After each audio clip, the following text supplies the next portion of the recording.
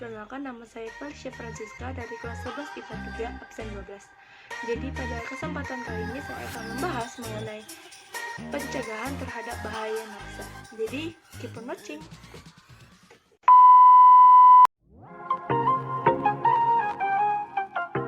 Jadi sebelumnya apa itu nafsa? Nafsa adalah singkatan dari narkotika, alkohol, psikotropika, dan zat aditif lainnya yang apabila kalau dimasukkan ke dalam tubuh, baik itu secara oral maupun secara disuntik, dapat mempengaruhi jiwa, fisik, dan juga sosial.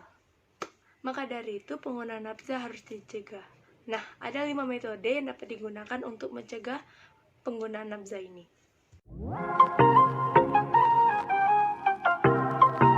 Jadi, yang pertama adalah metode promotif. Metode ini kerap juga disebut dengan program pembinaan. Pada program ini, yang menjadi sasaran adalah para masyarakat yang belum memakai atau bahkan belum mengenal nafsa. Tapi, sasaran utamanya adalah para lembaga masyarakat yang difasilitasi dan diawasi oleh pemerintah. Dalam metode ini, bentuk program yang ditawarkan adalah pelatihan, dialog interaktif, dan lain-lain. Yang kedua adalah metode preventif. Metode ini kerap juga disebut dengan program pembinaan yang ditujukan kepada para masyarakat yang belum pernah mengenal nafsa, agar mereka tidak menyalahgunakan nafsa tersebut. Pada metode ini akan sangat efektif jika dibantu oleh sebuah instansi dan institusi. Dalam metode ini, agenda yang ditawarkan adalah: yang pertama, kampanye anti penyalahgunaan nafsa. Yang kedua, seminar atau ceramah mengenai nafsa. Yang ketiga, pendidikan dan pelatihan kelompok sebaya. Dan yang keempat, upaya mengawasi dan mengendalikan produksi dan upaya distribusi di masyarakat.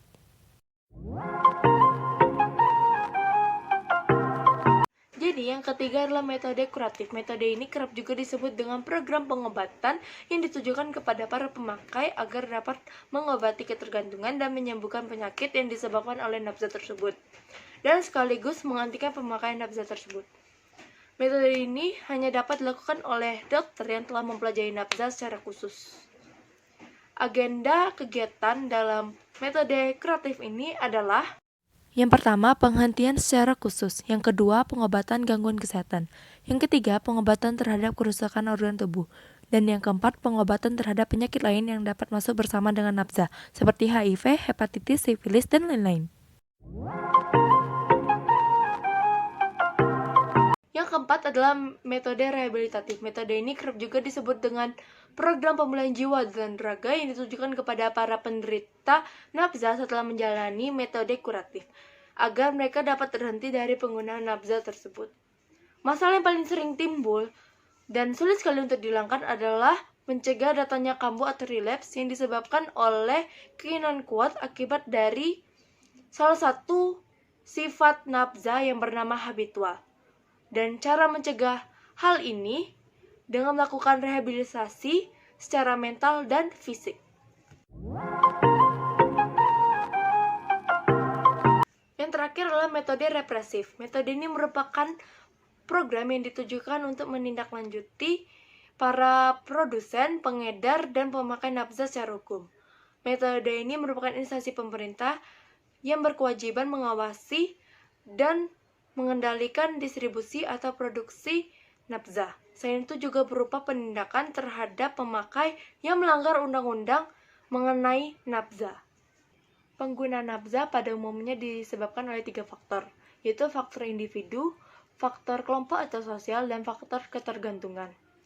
Maka dari itu, peran orang tua, guru, tokoh masyarakat, tokoh agama, kelompok remaja, dan LSM di masyarakat sangat penting dalam pencegahan penggunaan nafsa ini. Sebagai contoh, untuk orang tua, didiklah anak dengan baik. Jalin komunikasi antara orang tua dengan anak, dan jadilah pengawas yang baik untuk anak. Dan kita sebagai remaja, kita harus mengisi waktu luang kita dengan hal-hal yang bermanfaat dan berguna. Kita harus mengerti akan bahaya nafsa, sehingga kita dapat mengingatkan sesama kita mengenai bahaya nafsa.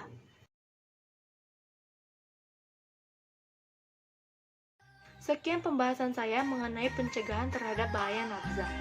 Saya harap pembahasan saya dapat mudah dipahami dan saya minta maaf jika terdapat kesalahan sama saya menjelaskan tadi. Saya akhiri, terima kasih.